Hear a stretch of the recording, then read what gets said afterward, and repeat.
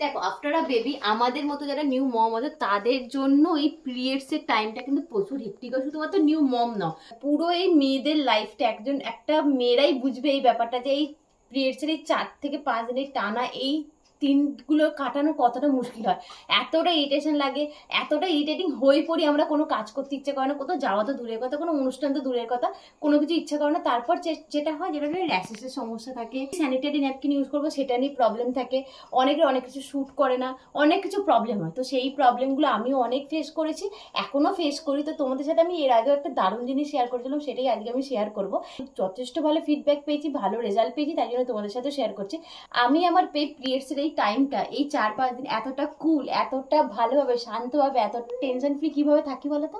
Evergreen sanitary period কেয়ারের জন্য আমি এটা ইউজ করি, ভীষণ ভালো রেজাল্ট পেয়েছি। তোমরাও ইউজ করতে পারো, খুব ভালো রেজাল্ট পাবে। এখন আমার ইদানিং যেটা প্রবলেম হয়েছে সেটা হচ্ছে কি, আমার ডেলিভারির পর থেকে আমার পিরিয়ডস এর ফ্লোটা প্রচুর পরিমাণে বেড়ে গেছে। তার জন্য কি প্রবলেমটা হচ্ছে, যে কোনো স্যানিটারি প্যাডই আমি বেশিক্ষণ ইউজ করতে পারছি না। তাই জন্য আমি এইবারে ইউজ করছি এভারগ্রিনের একদম ডাবল এক্সেল স্যানিটারি প্যাডসটা। এটা কি বলতো, ডাবল এক্সেল হওয়ার দরুন অনেকটা ফ্লো, এখানে লেখা আছে হেভি ফ্লো এর জন্য এটা একদম অ্যাপ্রোপ্রিয়েট। তোমরা এটা ইজিলি ইউজ করতে পারো। সত্যিকার বলে লিকেজের কোনো টেনশনই থাকবে না, কোনো সমস্যাই থাকবে না। বাচ্চার ঘর সবসময় নিট অ্যান্ড ক্লিন রাখা দরকার, সবসময় হাইজিন মেনটেন করে চলা দরকার। তো এইটার জন্য কিন্তু এভারগ্রিনের এই স্যানিটারি ন্যাপকিনটা একদম অ্যাপ্রোপ্রিয়েট। স্যানিটারি প্যাডের ওপরের লেয়ারটা কটনের জন্য কিন্তু কোনো রকম র্যাশের প্রবলেম হয় না, নিজেকে কমফোর্টেবলি রাখা যায়। সারাক্ষণ আমাদের মেয়েদের সারাক্ষণ নানা কাজে ব্যস্ত থাকতে হয়। আমাদের পিরিয়ডস হলো বলেই যে আমরা 4-5 দিন ঘরে বসে থাকবো, এটা হতে পারে না।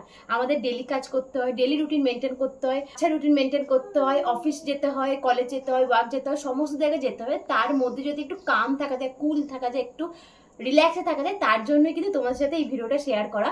তো আমি এভারগ্রিনের স্যানিটারি প্যাডস ইউজ করে সত্যি খুব ভালো রেজাল্ট পেয়েছি। আমি এটা অনেক দিন ধরে ইউজ করছি। তোমরা যারা পুরোনো আমার ভিডিও দেখছো তারাও অত জানো যে আমি ভিডিওটা আমি এর আগে তোমাদের সাথে শেয়ার করেছিলাম।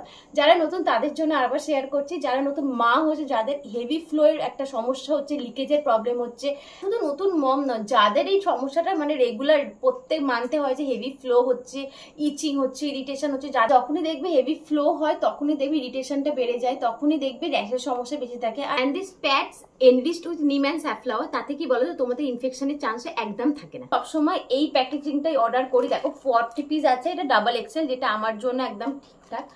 তো তোমরা যাদের হেভি ফ্লো হচ্ছে তারা কিন্তু ডাবল এক্সেলটা ইউজ করতে পারো। একদম স্পষ্ট এখানে দেখো লেখা আছে হেভি ফ্লো এর জন্য।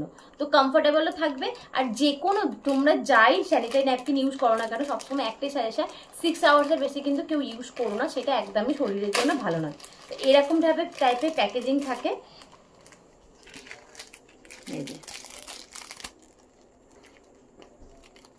এই হচ্ছে প্যাকেজিংটা, পুরোটা কিন্তু কভার থাকে, সমস্ত কিছু হাইজিন মেনটেন করেই কিন্তু সমস্ত কিছু বানানো হয়।